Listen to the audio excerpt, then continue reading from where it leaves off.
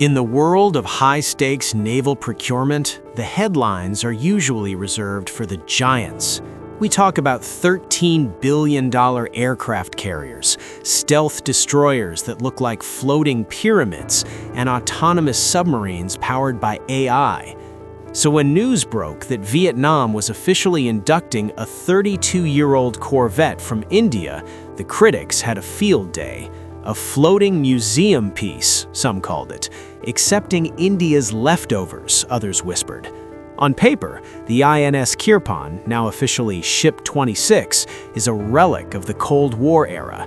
It doesn't have integrated electric propulsion, it doesn't have a stealth hull, and it certainly wasn't designed in Silicon Valley.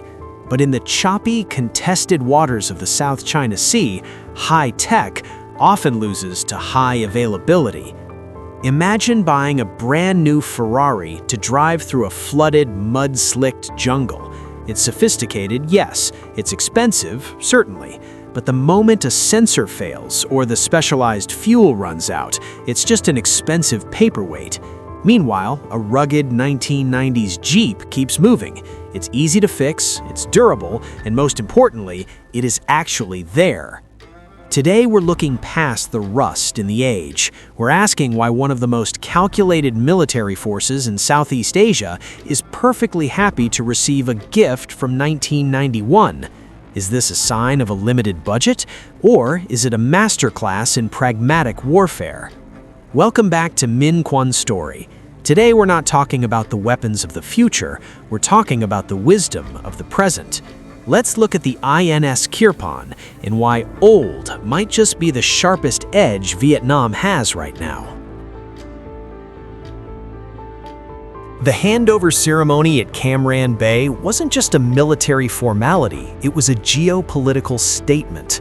According to Reuters 2023, this marked the first time India has ever gifted a fully operational, active-duty corvette to any foreign nation. To understand why this matters, we have to look at the middle power trap. Countries like Vietnam and India aren't trying to outspend superpowers, they are trying to outthink them. According to SIPRI's 2023-24 data, global military spending has hit an all-time high, yet for many nations, the cost of maintaining a modern fleet is becoming unsustainable. A single high-end Western frigate can take a decade to build and another 5 years to fully integrate. Vietnam doesn't have a decade to wait. The South China Sea is currently the theater of the gray zone. This isn't World War III with carrier groups clashing. It's a daily, grinding war of nerves. It's about shadowing foreign vessels, protecting fishing fleets, and maintaining a constant physical presence around remote outposts. As the Diplomat 2023 notes, these missions don't require a $500 million stealth ship. They require a gray hull that is cheap to run, easy to repair, and expendable enough to get into a literal pushing match if necessary. The plug-and-play logistics. Logistics is the graveyard of many great navies. Vietnam's naval backbone is built on Soviet and Russian architecture. The Kirpan, though built in India, speaks that same language. According to Jane's Defense Weekly, its AK-176 main gun and its power systems share a lineage with Vietnam's existing Petya and Gepard-class ships.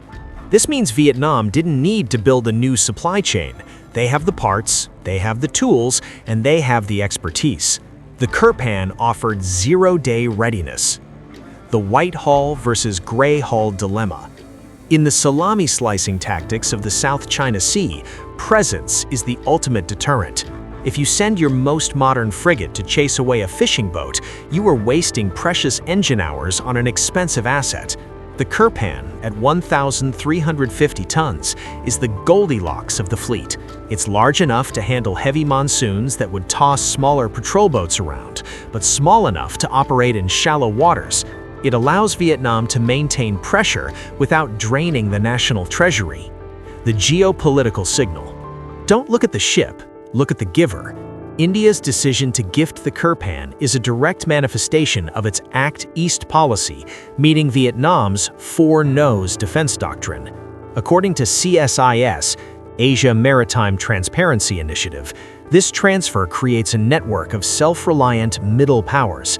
India isn't just giving a ship, they are opening the door for future maintenance hubs, spare parts, and eventually the integration of lethal systems like the BrahMos supersonic missile. Now let's talk about the luxury trap in defense. There is an intellectual snobbery that suggests if a weapon isn't state-of-the-art, it isn't useful. But that ignores the reality of attrition. In a prolonged maritime standoff, the winner isn't the one with the best technology, it's the one who stays in the water the longest. If Vietnam buys one ultra-modern European corvette, they have one ship. When it goes into maintenance, they have zero. My perspective? The Kirpan is sober pragmatism. In a sea where being present is the most effective form of deterrence, an old ship that works is worth 10 futuristic ships that are still on the drawing board. Sometimes old is an advantage because the adversary knows you are more willing to use it aggressively than a prized ship you're afraid to scratch. The real climax of this story isn't the ship itself, it's what it represents for the future. The Kirpan is a Trojan horse for cooperation. By mastering an Indian-built platform now, Vietnam is building the technical and human infrastructure to operate India's most lethal technology later. We're talking about a future where these corvettes could be upgraded with BrahMos missiles or operate in tandem with Indian destroyers during regional crises. Vietnam's strategy is clear. They aren't collecting scraps. They are building a multi-layered, resilient defense ecosystem that cannot be easily broken by sanctions or supply chain disruptions. They are proving to the world that the most powerful weapon isn't the newest one, it's the one placed in the hands of those who know how to optimize every bolt and screw to protect their sovereignty. So what do you think? Is the era of high-tech or nothing over for medium-sized navies? Should more nations look toward rugged pragmatism instead of the latest shiny toy? In a geopolitical game of chess, a 30-year-old corvette can make the difference between holding your ground and losing it, because in the South China Sea, showing up is half the battle. If you want to understand the stories behind the steel, stay tuned to Minh Quân Story. Don't forget to like, subscribe, and share your thoughts in the comments. Welcome to Minh Quân Story International. News told differently.